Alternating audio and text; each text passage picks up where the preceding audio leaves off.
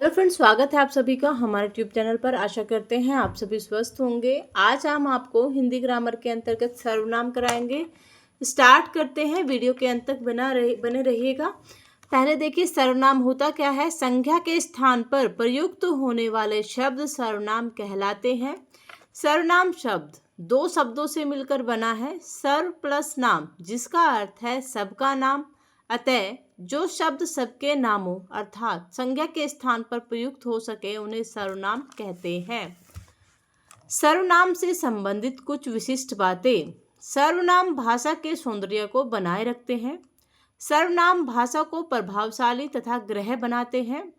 सर्वनाम का रूप लिंग परिवर्तन से नहीं बदलता। उदाहरण के तौर पर देखिए, वह पढ़ रहा है पुल्लिंग है, वह पढ़ रही है स्त्रीलिंग है।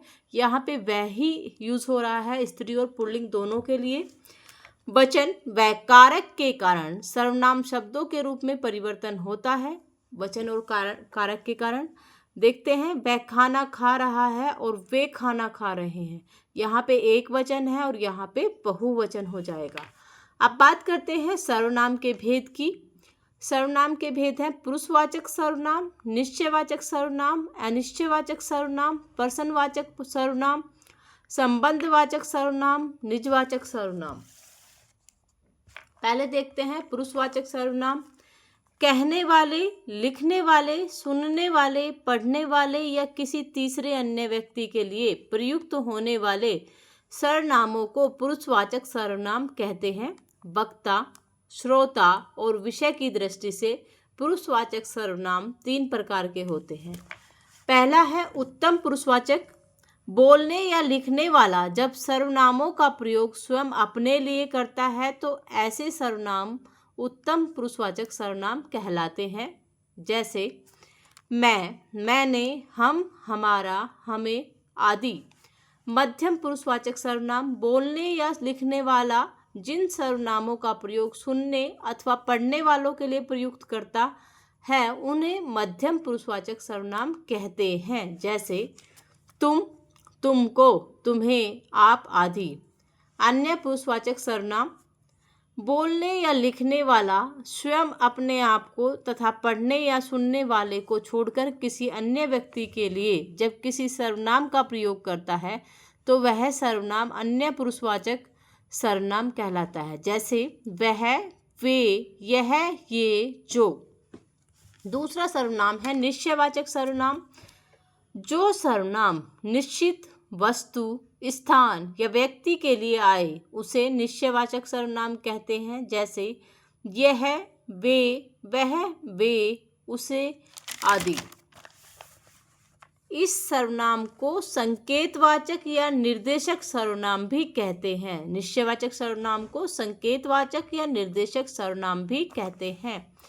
अनिश्चयवाचक सर्वनाम। जो सर्वनाम किसी अनिश्चित वस्तु या व्यक्ति की ओर से संकेत करे उसे अनिश्चयवाचक सर्वनाम कहते हैं। जैसे कोई, कुछ, किसी, कौन आदि। उसके बाद आता है प्रश्नवाचक सर्वनाम। जिन सर्वनामों से किसी व्यक्ति अथवा पदार्थ के विषय में प्रश्न का बोध हो उन्हें प्रश्नवाचक सर्वनाम कहते हैं। जैसे दूध में क्या गिर गया, अप्राणीवाचक। मुझे किसने पुकारा, प्राणीवाचक। पांचवा सर्वनाम है संबंधवाचक सर्वनाम। जिस सर्वनाम से व्यक्ति, वस्तु या घटना आदि का किसी अन्य व्यक्ति, वस्तु या घटना से संबंध ज्ञात हो उसे संबंधवाचक सर्वनाम कहते हैं। वाक्यों में जिसने, उसे, जो, वही तथा जिसका, उसे शब्द दो अलग अलग बातों का संबंध प्रकट करते हैं अथवा ये प्रधान उपवाक्य से आश्रित उपवाक्य का संबंध जोड़ते हैं, अतः ये संबंधवाचक सर्वनाम है। लास्ट जो सर्वनाम है निजवाचक सर्वनाम। वाक्यों में प्रयुक्त होने वाले शब्द स्वयं, अपने आप तथा खुद शब्द निज के लिए, स्वयं अपने लिए निजवाचक सर्वनाम है। जिन सर्वनाम शब्दों का प्रयोग वक्ता या लेखक स्वयं अपने लिए करता है वे निजवाचक सर्वनाम कहलाते हैं। आप, जैसे कि आप, अपने आप, स्वयं, निज, स्वित आदि। उदाहरण के तौर पे देखिए, वह अपने आप चला जाएगा, मैं स्वयं ही आ जाऊंगा, मैं आप ही पढ़ लूँगा। आशा करते हैं ये वीडियो आपके लिए हेल्पफुल रहेगा। अगर आपको वीडियो पसंद आए, वीडियो को लाइक कीजिएगा, चैनल को सब्सक्राइब कीजिएगा, अपने दोस्तों के साथ ज़्यादा से ज़्यादा शेयर कीजिएगा। धन्यवाद।